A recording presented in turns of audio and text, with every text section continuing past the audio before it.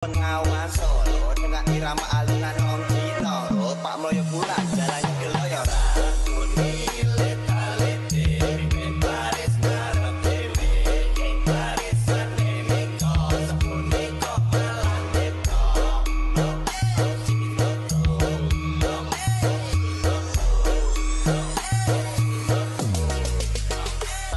Giginya ompong menggerang rantau kutal mantan Yusuf, tuyul gundul kesana sering ngambil kendul.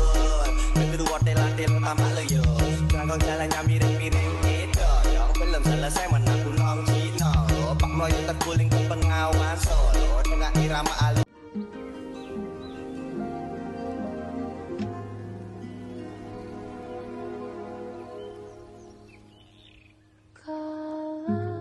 Raya merupakan kemenangan bagi orang Islam setelah sebulan berpuasa menahan lapar dan dahaga, mengawal nafsu serta memperbanyakkan ibadah. Kini tibalah Syawal yang dinanti. Dan ku harus melepasmu.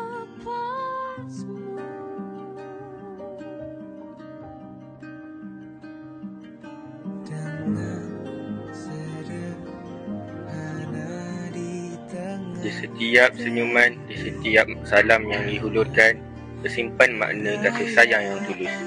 Tiada yang lebih berharga selain berkumpul bersama, berkongsi kegembiraan dan menikmati rezeki yang dikurniakan. Bila waktunya langit memanggilmu, pulang wahai mentari, jangan kau risau, semesta bersamamu.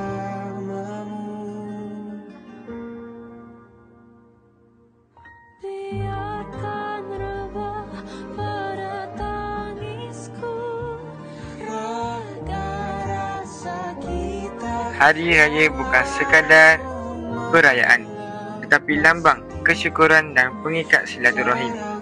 Inilah masanya kita bermaafkan, merapatkan hubungan dan meraihkan kebersamaan bersama keluarga dan sahabat. Dalam dekapku semua asa yang kita rengkuh, dan tetapi dia mencari hatimu.